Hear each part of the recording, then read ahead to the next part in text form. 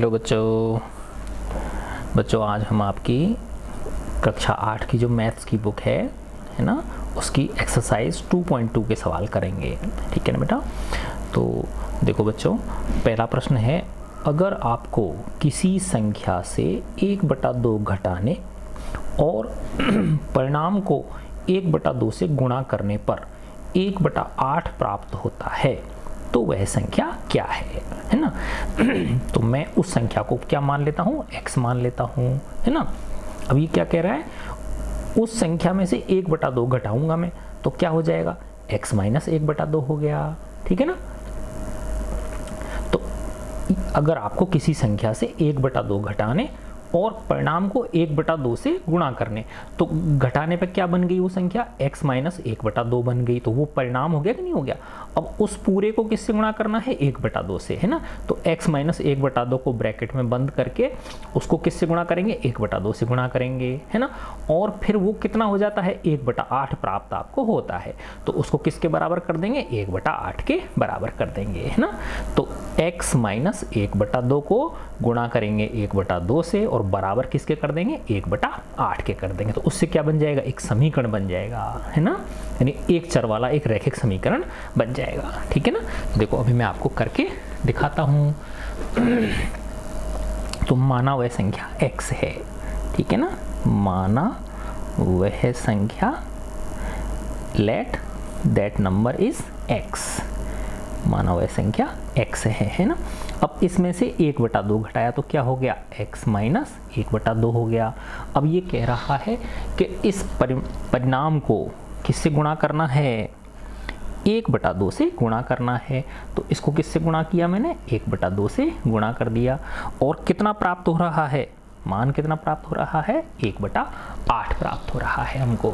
ठीक है ना। इसकी जो वैल्यू है वो कितनी प्राप्त हो रही है, 1/8 प्राप्त हो रही है। ठीक है ना। तो अब इसको मुझे सॉल्व करना है। ठीक है ना। तो देखो बेटा, हम अपन ने देखा था ना, देखो इस सवाल को करने के कई तरीके हो सकते हैं कि x माइनस 1/2 बराबर क्या हो जाएगा, 1/8 में किसका भाग लग जाएगा, 1/2 का।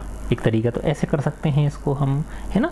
दूसरा कि इनको गुणा कर दिया, है ना, 1/2 को x से गुणा किया और इसको 1/2 को माइनस 1/2 से गुणा किया, बराबर 1/8 हो गया। कैसे भी कर लो, आपका अगर तरीका सही होगा तो आपका आंसर क्या है, बिल्कुल सही आएगा, है ना। तो देखो मैंने x माइनस 1/2 बराबर क्या हो जाएगा, 1/8 में भाग लग गया, किसका भाग लग गया, 1/2 का।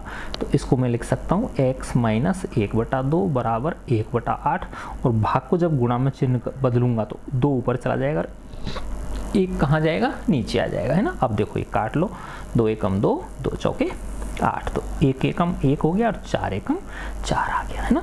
तो क्या बन गया, x माइनस 1/2 बराबर 1/4। ठीक है। अब इधर ये प्लस माइनस में है ना, तो ये माइनस में है ना बेटा, और तो इसको क्या करेंगे, पक्षांतरण करेंगे। अब क्या करेंगे, इसका ट्रांसपोजिशन करेंगे ना, पक्षांतरण करने पर तो ये क्या हो जाएगा, x इधर की तरफ जो है ना वेरिएबल रखेंगे और इधर की तरफ क्या रखेंगे, कांस्टेंट वैल्यू रखेंगे। इधर की तरफ x रखेंगे और अंकों को कहाँ ले जाएंगे, इधर की तरफ। देखो 1/4 इधर है ही, और माइनस 1/2 को जब इधर लाएंगे तो क्या हो जाएगा, प्लस के 1/2, है ना। अब 4 का 2 का लघुत्तम आ गया 4, 4 का 4 में दिया भाग 1 बार, 1 एकम 1, 2 का भाग दिया 4 में 2 बार गया और 2 को 1 से गुणा किया 2। ठीक है ना। तो 2 और 1 कितने हो गए, 3/4। तो x का मान क्या आ गया, 3/4 आ गया। तो वो संख्या क्या है, 3/4 है। आगे बात समझ में, क्या आ गया आंसर हमारा, 3/4 आ गया। ठीक है। अच्छा अब देखो दूसरा क्वेश्चन, देखो बेटा दूसरा क्वेश्चन क्या कह रहा है, ये एक आयताकार तरणताल स्विमिंग पूल है ना, एक आयत के आकार का क्या है, स्विमिंग पूल है, की लंबाई उसकी चौड़ाई के दुगने से 2 मीटर अधिक है ना। तो ऐसे समझो ये इस तरह का एक स्विमिंग पूल है। ठीक है ना। ये क्या है बेटा, एक स्विमिंग पूल है ना। तो ये इसकी लंबाई हो गई, ये यहाँ से लेके इतनी लंबाई, और ये क्या है, इसकी चौड़ाई है ना। तो ये तो क्या है, इसकी लंबाई है, और ये क्या है बेटा, इसकी चौड़ाई है। ठीक है। तो इसकी लंबाई, और अब कह क्या रहा है, देखो ये कि इसकी जो लंबाई है इसकी चौड़ाई के दुगने से 2 मीटर अधिक है ना। तो ये जो लंबाई है ये इसकी चौड़ाई के दुगने से 2 मीटर अधिक है ना। तो ऐसे समझो बेटा कि अगर माना जैसे ये 10 है ना, तो इसका दुगना करेंगे 10 दूनी 20, और 20 में 2 जोड़ देंगे तो कितना हो जाएगा 22 हो जाएगा, है ना। तो अगर चौड़ाई 10 है तो लंबाई कितनी हो जाएगी, पहले 10 का दुगना करो, है ना, तो कितना हो गया 20 हो गया, और फिर उसमें 2 जोड़ दो तो 22 हो गया, ठीक है ना। तो ऐसी प्रकार अगर ये x है ना, तो ये कितनी हो जाएगी बताओ, इसका दुगना किया तो क्या हो गया 2x, है ना, प्लस 2, ठीक है ना। ये कह रहा है कि नहीं कह रहा कि लंबाई जो है चौड़ाई के दुगने से 2 मीटर अधिक है, ठीक है ना। तो ये चीज़ दे रखी है हमको इसने, एक आयताकार तरंगताल की लंबाई उसकी चौड़ाई के दुगने से 2 मीटर अधिक है यदि इसका परिमाप जो पेरीमीटर है इसका 154 मीटर है ना। तो पेरीमीटर क्या होता है बेटा, ये यानी चारों भुजाओं का योग, है ना। तो ये लंबाई प्लस चौड़ाई प्लस लंबाई प्लस चौड़ाई। तो देखो बेटा ये आयत की आमने सामने की भुजा बराबर होती है, तो ये x है तो ये भी x होगी, और ये 2x प्लस 2 है तो ये भी क्या होगी 2x प्लस 2 होगी, है ना। तो परिमाप क्या हो जाएगा, यानी ये प्लस ये प्लस ये प्लस ये, है ना। तो देखो या ऐसे कर लो, इसका 2 से गुणा और इसका 2 से गुणा, दोनों को क्या कर दो जोड़ दो, ठीक है ना। तो परिमाप क्या होता है, परिमाप होता है इसका 2 गुणा लंबाई प्लस चौड़ाई, ठीक है ना। तो लंबाई प्लस चौड़ाई प्लस चौड़ाई, तो क्या हो जाएगा 2 गुणा लंबाई प्लस चौड़ाई, है ना। और अब ये दे रखी है हमको कितना 154 मीटर दे रखी है। तो देखो 2 लंबाई कितनी है 2x प्लस 2, 2x प्लस 2, ठीक है ना। चौड़ाई कितनी है x, बराबर कितना दे रखा है 154, है ना। तो एक समीकरण बन गया ना, देख लो रैखिक समीकरण बन गया, है ना, एक चर वाला। तो 2x और x कितना हो गया 3x प्लस 2 बराबर क्या हो गया 154। अब देखो ये 2 और 3x प्लस 2 किसमें गुणा में है, तो 2 का भाग लग जाएगा ना 154 में, है ना। तो इधर तो क्या बच जाएगा 3x प्लस 2, और इधर क्या हो जाएगा 154 में किसका भाग लग जाएगा 2 का। तो देखो 2 सत्ते 14, 1 बचा 2 सत्ते 14, तो 3x प्लस 2 बराबर क्या हो गया 77 हो गया। अब पक्षांतरण करेंगे क्योंकि ये प्लस में है गुणा में नहीं है ना, तो ये प्लस का 2 इधर जाके किसका हो जाएगा माइनस का 2 हो जाएगा। तो ये हो गया 3x इक्वल टू 77 माइनस 2, तो ये क्या हो गया 75 हो गया। तो 3x इक्वल टू 75। अब देखो 3 और x किस में है गुणा में है ये, है ना। तो 3 गुणा x बराबर 75, तो x बराबर क्या हो गया 75/3, है ना। तो क्या आ गया 25, तो x की वैल्यू क्या आ गई 25 आ गई, है ना। अब आप लंबाई और चौड़ाई निकाल सकते हो, है ना। तो लंबाई कितनी है इसकी 2x प्लस 2, चौड़ाई क्या है x, तो लंबाई कितनी है 2x प्लस 2, तो 2 गुणा x की वैल्यू कितनी है 25 प्लस 2, 2 को 25 से किया तो 50 प्लस 2 बराबर कितनी हो गई 52 मीटर, है ना। तो लंबाई कितनी हो गई 52 मीटर हो गई, और चौड़ाई तो x है ही, चौड़ाई क्या है x है, और तो x कितना है 25, तो चौड़ाई कितनी हो गई आपकी 25 मीटर, ठीक है। ये इसका आंसर हो गया, है ना। देख लो आसान सवाल है ना। अब अपन थर्ड क्वेश्चन करेंगे इसका, क्वेश्चन नंबर 3। तीसरे प्रश्न में क्या कह रहा है देखो बेटा, एक समद्विबाहु त्रिभुज का आधार, है ना, एक आइसोसेल्स ट्रायंगल है ना, उसका जो बेस है वो 4/3 सेंटीमीटर है ना। तो मैंने एक समद्विबाहु त्रिभुज बनाया, है ना। समद्विबाहु का मतलब क्या होता है, जिसकी 2 भुजाएं बराबर हों। तो माना ही ये भुजा और ये भुजा क्या है बराबर हैं, ठीक है ना। तो इसका ये आधार है, ये कितना दे रखा है हमको 4/3 सेंटीमीटर ये दे रखा है, और इसका परिमाप दे रखा है 4 सही 2/15 सेंटीमीटर। तो परिमाप क्या होता है ये प्लस ये प्लस ये, तो जैसे ये ए बी सी अगर है तो परिमाप क्या हो जाएगा A B plus B C plus C A, है ना। तो परिमाप कितना दे रखा है बेटा आपको 4 सही 2/15 सेंटीमीटर, है ना। तो ये देखो मिश्र भिन्न है, तो इसकी सरल भिन्न बनाएंगे ना, क्या बनाएंगे बेटा इसकी सरल भिन्न बनाएंगे, ठीक है ना। तो सरल भिन्न बनाने के लिए क्या करेंगे बताओ, सरल भिन्न बनाने के लिए बेटा देखो 15 चौका, इसको इससे गुणा करेंगे और फिर इसमें ये जोड़ देंगे, बटे ये लिख देंगे, है ना। तो 15 को 4 से किया 60, 60 में 2 जोड़े 62, बटे क्या हो गया 15, तो 62 बटे 15 सेंटीमीटर हो गई। तो ये क्या हो गई, सरल भिन्न बना दी मैंने, है ना। अच्छा, अब ये क्या पूछ रहा है, इसकी बराबर भुजाओं की माप पूछ रहा है ये, है ना। तो यानी ये और ये इसकी बराबर पूछता है, एक निकाल लोगे दूसरी सेम हो जाएगी। अब देखो परिमाप जो होती है वो क्या होती है बेटा, ये प्लस ये प्लस ये, है ना। तो जैसे अगर ये मैं x मान लेता हूँ तो ये भी x होगी कि नहीं होगी, है ना। तो अब हमारा समीकरण क्या बन गया, यानी परिमाप दे रखी है, यानी AB plus BC plus CA बराबर कितनी दे रखी है, 62 बटे 15, है ना। तो हमको क्या दे रखा है, परिमाप, है ना। परिमाप क्या हो जाएगा बेटा इसका, पेरीमीटर, इंग्लिश में क्या बोलते हैं इसको, पेरीमीटर, है ना। तो ये है AB plus BC plus CA बराबर कितनी है, 62 बटे 15। तो AB कितनी है बताओ, x, BC कितनी है 4 बटा 3, CA कितनी है x, बराबर क्या हो गया 62 बटे 15। तो x और x कितना हो गया, 2x प्लस 4 बटा 3 बराबर क्या हो गया 62 बटे 15। अब पक्षांतरण कर देंगे ना, तो 2x बराबर क्या हो जाएगा 62 बटे 15 माइनस 4 बटा 3, है ना। तो ये प्लस के 4 बटा 3 इधर आके किसके हो जाएंगे बेटा, माइनस के 4 बटा 3 हो जाएंगे, है ना।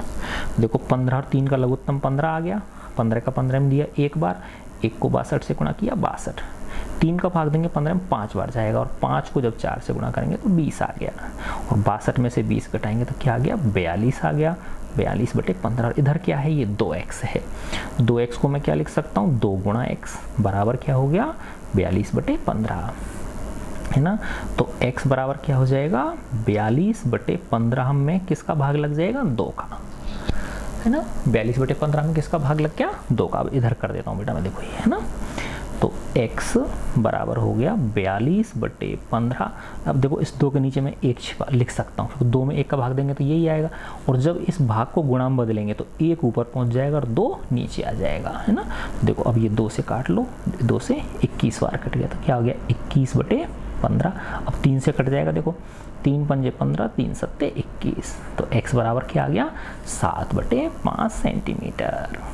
ये बराबर भुजाओं की लंबाई आ गई नहीं, ये भी x है और ये भी x है ना। तो बराबर भुजाओं की, त्रिभुज की बराबर भुजाओं की लंबाई क्या हुई 7 बटे 5 सेंटीमीटर हो गई। यही आपका आंसर है, ठीक है बेटा। देखना जब उसमें आसान आसान क्वेश्चंस हैं, है ना, तो बिल्कुल समझ के करना है, डरना नहीं है बिल्कुल भी, ठीक है। इसके बाद फिर 4th क्वेश्चन है, दो संख्याओं का योग 95 है, 95 है, the sum of two numbers is 95। यदि एक संख्या दूसरी संख्या से 15 अधिक है ना। तो देखो ये मैं प्रथम संख्या मान लेता हूँ और ये मैं दूसरी संख्या मान लेता हूँ, ठीक है ना बेटा। अब ये क्या कह रहा है कि इन दोनों का योग जो है वो 95 है ना। तो ऐसे समझो कि अगर माना ऐसे कहता है ये कि इन दो संख्याओं का योग 20 है, तो अगर ये 5 है तो ये कितनी होगी बताओ, 15 होगी कि नहीं होगी। तो 15 कैसे निकाला, 20 में से 5 को घटाने पे निकाला, ठीक है ना। अगर ऐसे कहता है कि इन दोनों का योग 20 है और इसका मान 6 है, तो ये कितनी हो जाएगी बताओ, 20 में से 6 घटा दोगे तो 14 आ जाएगी, नहीं आ जाएगी, है ना। तो इसी प्रकार अगर ये संख्या आपकी x है और हमको पता है कि इन दोनों का योग कितना दे रखा है, इसने 95 दे रखा है, तो ये कितनी हो जाएगी बताओ, 95 माइनस x हो जाएगी, ठीक है ना। तो एक संख्या हो गई x और दूसरी संख्या क्या हो गई 95 माइनस x हो गई, है ना। अब क्या कह रहा है ये कि यदि एक संख्या दूसरी से 15 अधिक है, यानी ये जो है इससे कितनी अधिक है, 15 अधिक है, यानी ये बड़ी है और ये क्या है, छोटी है ना। तो यानी ये इससे कितनी है, 15 अधिक है, तो यानी ये जो x है ये इससे 95 माइनस x से कितनी अधिक है, 15 अधिक है। तो ये एक चरवाल रैखिक समीकरण बन गया, नहीं बन गया। यानी ये संख्या इससे 15 अधिक है, तो 95 माइनस x से 15 अधिक, यानी ये बड़ी है, यानी इसमें जब 15 जोड़ोगे तब ये मिलेगी आपको, है ना। तो ये हो गया x बराबर 95 माइनस x प्लस 15, ठीक है ना। अब देखो ये x और ये माइनस के x को जब इधर लाओगे तो किसका हो जाएगा, प्लस का x हो जाएगा, पक्षांतरण किया ना हमने, और 95 और 15 कितने हो गए, 110। तो 2x बराबर 110 हो गया, तो तो इसको लिख सकते हैं 2 गुणा x बराबर 110, तो x बराबर क्या हो गया 110/2, तो ये आ गया 55। तो x का मान क्या आ गया 55 आ गया, है ना। तो फर्स्ट संख्या क्या थी हमारी, ये x थी और ये क्या थी 95 माइनस x थी। तो जब ये 55 है तो ये कितनी हो गई 95 माइनस 55 हो गई, तो ये 55 हो गई और ये कितनी हो गई 40। तो यही आंसर निकल गया आपका, है ना। तो एक संख्या 55 हो गई और दूसरी संख्या क्या हो गई 40 हो गई। ठीक है, वेरी गुड, है ना। अब अपन अगला क्वेश्चन करते हैं 5वां, क्वेश्चन नंबर 5। क्या कह रहा है बेटा, देखो ये दो संख्याओं में अनुपात 5:3 है ना। तो दो संख्या है, एक ये फर्स्ट संख्या, एक ये सेकंड संख्या। तो इसका और इसका अनुपात जो है वो 5:3 दे रखा है ना। जब अनुपात को हटाते हैं तो x से गुणा कर दो, है ना। तो इसको भी x से गुणा कर दिया और इसको भी x से गुणा कर दो। ये क्या हो गया 5x हो गया और ये क्या हो गया 3x हो गया, है ना। तो अनुपात को जब हटाते हैं तो x से गुणा कर सकते हैं हम, है ना। तो ये 5x हो गया और ये 3x हो गया, है ना। अब क्या कह रहा है ये, है ना। तो ये दे रखा है हमको दो संख्याओं में अनुपात 5:3 है, यदि उनमें अंतर 18 हो, तो यानी इसका और इसका अंतर 18 है, तो यानी इसमें से इसको घटाने पर 18 मिल रहा है ना।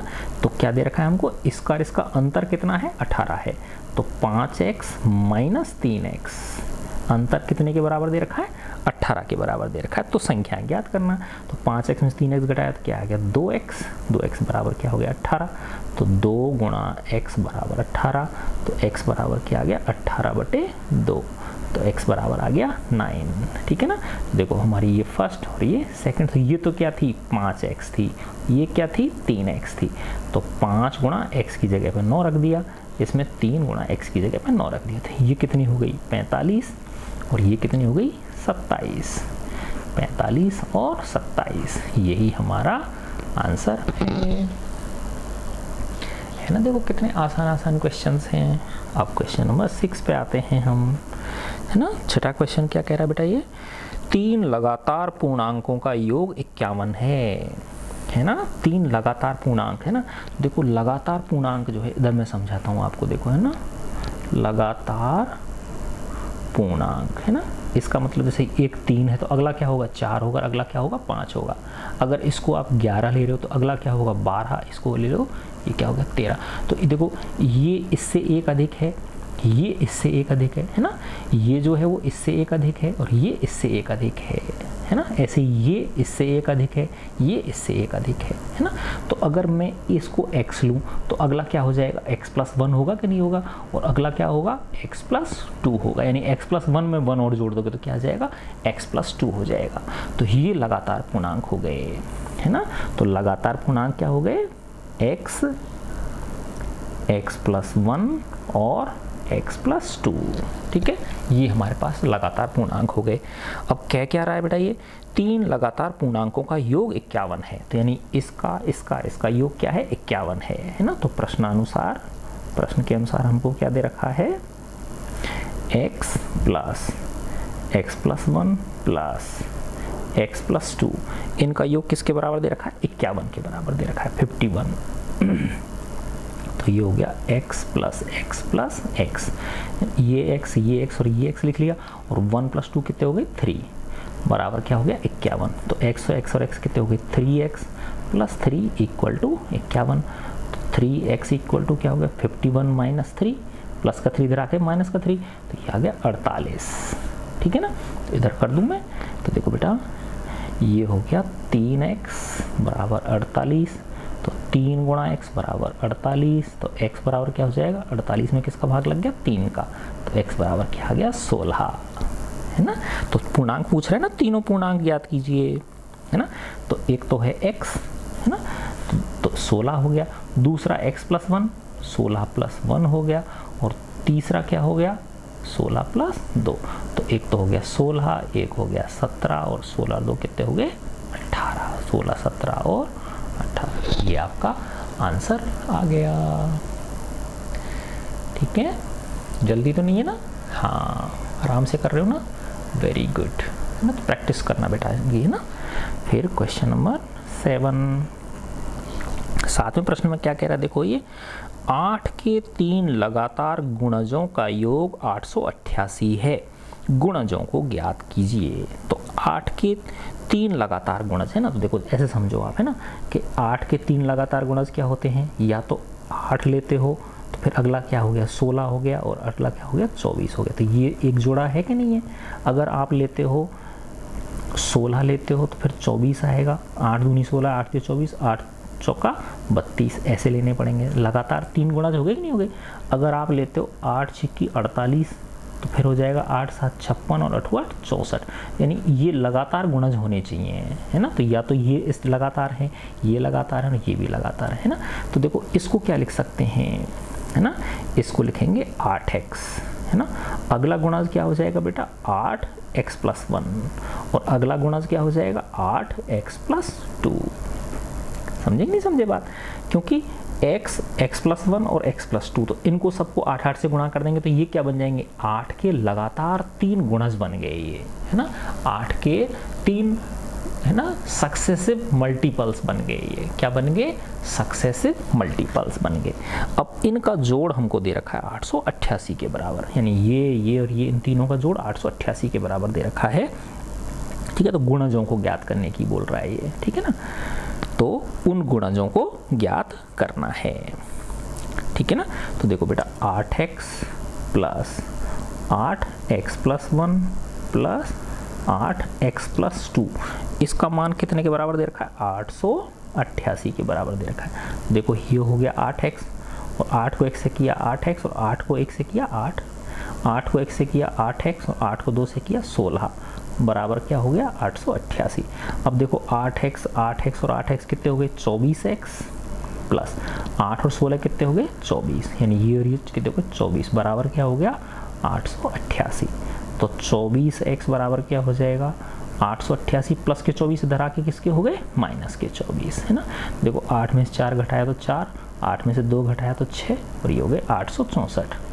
तो 24x बराबर क्या आ गया 864। तो x बराबर क्या आ गया 864 में 24 का भाग लग गया है ना। अब देखो 12 से काट लो, 12 दूना 24 और 12 सत्ते 84, 2 बच गए, 12 दूना 24 है ना। और 36 बटे 2 72 बटे 2 का मतलब क्या आ गया 36 आ गया। तो x बराबर क्या आ गया 36 आ गया है ना। पूछ क्या रहा है बेटा ये गुणजों को पूछ रहा है ना। तो एक गुणज तो ये हो गया, तो पहला गुणज क्या है बताओ 8x है ना। तो 8 गुणा 36 है ना। देखो 8 छिक्की 48, हासिल की 4, 8 थी 24 और 4 कितने हो गए 28। दूसरा गुणज क्या है 8x + 1 है ना। तो x + 1 क्या हो जाएगा 8, 36 + 1, तो ये हो गया 8 गुणा 36 37 है ना। तो देखो 8 7 56, हासिल की 5, 8 थी 24 और 5 कितने हो गए 29, तो 296 हो गया। तीसरा क्या है 8x + 2, तो ये हो गया 8 36 + 2, तो ये हो गया बेटा 8 गुणा 38 है ना। तो 8 8 64, हासिल की 6, 8 थी 24 और 6 कितने हो गए 304। तो देखो एक तो ये क्या हो गए 288 हो गया, दूसरा 296 हो गया, और तीसरा गुणज क्या हो गया, तीसरा मल्टीपल क्या हो गया 304 हो गया। ये आपका आंसर है, ठीक है बच्चों। अब इसके बाद हम 8वां प्रश्न करते हैं। तुम थके तो नहीं ना, वेरी गुड। उसके बाद हम क्वेश्चन नंबर 8 पे आते हैं है ना। इसको बेटा इस प्रश्नावली को हम 2 वीडियो में पूरा करेंगे है ना। तो अभी इसमें 10 प्रश्न कर लेते हैं और अगले 11 12 13 14 15 16 अगले 6 प्रश्न जो है वो अगले वीडियो में करेंगे है ना। तो 8वां प्रश्न है 3 लगातार पूर्णांक बढ़ते क्रम में लेकर, 3 लगातार पूर्णांकों को बढ़ते क्रम में लेकर उन्हें क्रमशः 2 3 तथा 4 से गुणा कर योग करने पर है ना योगफल जो है वो 74 आता है, 74 आता है ना। तो 3 हमने पूर्णांक लिए, इंटीजर संख्याएं ली है ना। तो इंटीजर्स 3 लगातार पूर्णांक क्या हो जाएंगे बेटा, एक अगर x है तो अगला क्या हो जाएगा x + 1 हो जाएगा, अगला क्या हो जाएगा x + 2 हो जाएगा। तो ये 3 पूर्णांक ले लिए, ये 3 पूर्णांक संख्याएं हो गई। अब क्या कह रहा है कि इसको 2 से गुणा करें, इसको 3 से गुणा करें, इसको क्या करें 4 से गुणा करें, है ना। यानी 3 लगातार पूर्णांकों को क्रमशः 2, 3 और 4 से गुणा करने पर उनका जो योगफल है ना, तो इसको 2 से गुणा किया तो 2 गुणा x, इसको 3 से गुणा किया तो क्या आ गया 3 गुणा x प्लस 1, इसको 4 से गुणा किया तो क्या आ गया 4x प्लस 2, है ना। और फिर इनका योग, इसका मतलब प्लस, इनका योग कितने के बराबर आ रहा है 74 के बराबर आ रहा है, 74 के बराबर आ रहा है ना। तो 3 लगातार पूर्णांक हो गए, उनको क्रमशः 2, 3 और 4 से गुणा करने पर उनका योग करें, हम गुणा करने के बाद उनका योग करें तो कितना आ रहा है 74 आ रहा है। तो ये एक चर वाला रैखिक समीकरण बन गया ना।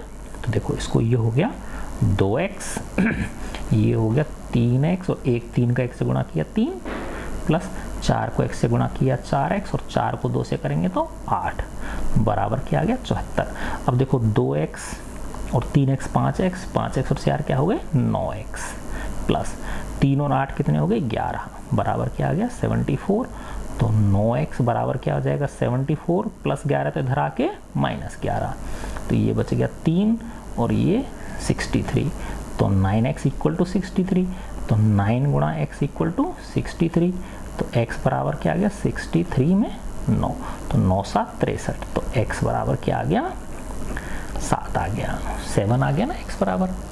अब क्या पूछ रहा है आपसे, तीनों पूर्णांक पूछ रहा है। तो फर्स्ट पूर्णांक क्या है आपका, फर्स्ट है x, तो x का मान कितना है 7। सेकंड पूर्णांक क्या है बताओ बेटा x प्लस 1, तो ये हो गया 7 प्लस 1 बराबर 8। थर्ड पूर्णांक क्या है आपका x प्लस 2, तो ये हो गया 7 प्लस 2 बराबर हो गया 9। तो 7, 8 और 9 ये 3 पूर्णांक हो गए, यही आपका आंसर है। ठीक है, अब अपन आते हैं क्वेश्चन नंबर 9 पर। 9वें प्रश्न में क्या कह रहा है बेटा, 2 लोग हैं, एक है राहुल और दूसरा है हरुण। तो राहुल और हरुण की वर्तमान आयु में अनुपात 5:7 है। ठीक है ना, राहुल और हरुण, तो एक है राहुल और दूसरा है हरुण।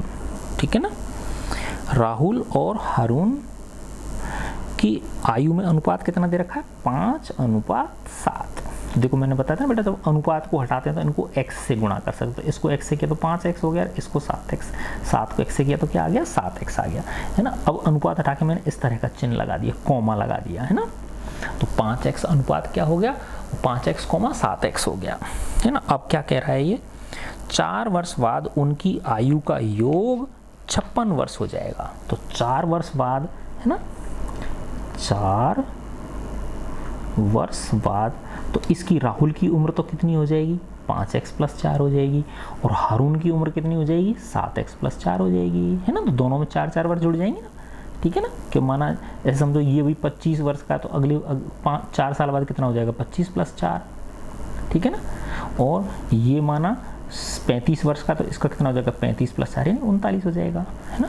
तो 4 वर्ष बाद इसकी उम्र ये हो गई और इसकी उम्र ये हो गई। इन दोनों का जोड़ हमको कितना दे रखा है, इन दोनों का जोड़ हमको 56 दे रखा है। तो इधर कर देता हूँ मैं, यानी इन दोनों का जोड़ यानी 5x प्लस 4 और 7x प्लस 4, इनका जोड़ हमको 56 दे रखा है। तो अब ये रैखिक समीकरण बन गया ना एक चर में, है ना। तो ये हो गया 5x प्लस 7x और 4 कितने हो गए 8 बराबर 56। 7 और 5 कितने हो गए 12x प्लस 8 बराबर 56। 8 को पक्षांतर करके उधर ले जाएंगे तो 12x बराबर क्या हो गया 56 माइनस 8, है ना। तो 56 में से 8 घटाओगे तो क्या आ जाएगा 48। तो 12x बराबर 48, तो x बराबर क्या आ गया 48 में 12 का भाग लग गया, तो x बराबर आ गया 4। 12 चौक 48 होते हैं ना, कितना आ गया 4 आ गया। ठीक है ना, तो अब उनकी वर्तमान आयु पूछ रहा है। तो राहुल की वर्तमान आयु कितनी है, राहुल की है 5x, तो 5x, तो 5 गुणा x कितना है 4, तो 5 चौका 20 वर्ष हो गई इसकी। तो और हरुण की कितनी हो गई, हरुण की है 7x, तो ये हो गया 7 गुणा 4, तो कितनी हो गई 28 वर्ष। तो एक की 20 वर्ष हो गई, दूसरे की क्या हो गई बेटा 28 वर्ष हो गई। ठीक है, तो ये हमारा क्वेश्चन नंबर 9 हो गया। और अब इस वीडियो का लास्ट क्वेश्चन करते हैं हम 10, है ना। ये कह रहा है किसी कक्षा में बालक और बालिकाओं की संख्या में अनुपात 7:5 है ना। यदि बालकों की संख्या बालिकाओं की संख्या से 8 अधिक है तो कक्षा में कुल कितने विद्यार्थी हैं ना। तो देखो बेटा, बालक हैं, है ना, और बालिकाएं हैं, ठीक है। और इनमें क्या दे रखा बेटा, अनुपात 7:5। तो 7:5, तो देखो इसको मैं 7x लिख सकता हूँ और इसको 5x लिख सकता हूँ, ठीक है। अब क्या कह रहा है देखो कि यदि बालकों की संख्या, यानी ये जो बालकों की संख्या है ये बालिकाओं की संख्या ये है, बालिकाओं की संख्या से 8 अधिक है, यानी इनकी जो संख्या है ये इनकी संख्याओं से 8 अधिक है ना। तो ये जो है ये इससे 8 अधिक है, तो 7x बराबर क्या हो जाएगा, 5x + 8, ठीक है ना। क्या कह रहा है ये, बालकों की संख्या बालिकाओं की संख्या से कितनी अधिक है, 8 अधिक है ना। तो प्रश्नानुसार क्या दे रखा है हमको कि बालकों की संख्या बालिकाओं की संख्या से कितनी अधिक है, 8 अधिक है ना। तो क्या हो गया, 7x प्लस, अब देखो बराबर के इधर की तरफ है 5x, तो इधर की तरफ आके किसका हो जाएगा, -5x हो जाएगा, और इधर क्या बच गया, 8 बच गया। 7 में से 5 घटाया तो 2x बराबर 8, तो x बराबर आ गया 8 में 2 का भाग दे, तो x बराबर क्या आ गया, 4, ठीक है ना। तो बालक तो कितने हैं, 7x, बालक कितने हैं, 7x, तो ये हो गया 7 × 4 कितने हो गए, 28, है ना। बालिका कितनी है, बालिकाएं कितनी हैं, बालिकाएं 5x हैं, तो 5 × x की वैल्यू कितनी है, 4, तो कितनी हो गई, 20। तो कुल बच्चे कितने हो गए, 28 और 20 को जोड़ देंगे, है ना। तो 28 और 20 को जोड़ेंगे तो क्या आ जाएंगे, 48 आ जाएंगे, है ना। तो कुल बच्चों की संख्या पूछ रहा है ना ये, है ना। तो कुल विद्यार्थी कितने हो गए, बालक कितने हैं, 28, और बालिका कितनी है, 20, है ना। तो देखो, है ना, देखो वैसे भी, है ना, बालकों की संख्या बालिकाओं से 8 ज़्यादा है कि नहीं है, देखो, क्योंकि ये इसका अंतर कितना है, 8 है, ये हो गया 48, यही आपका आंसर है। कुल विद्यार्थी कितने हो गए, 48 हो गए, ठीक है बच्चों। तो इस तरह से हमने इस फर्स्ट वीडियो में प्रश्नावली 2.2 के कितने सवाल कर दिए, 10 क्वेश्चन कर लिए, है ना। बाकी के 11, 12, 13, 14, 15, 16, 6 क्वेश्चन हम नेक्स्ट वीडियो में करेंगे, ठीक है बच्चों।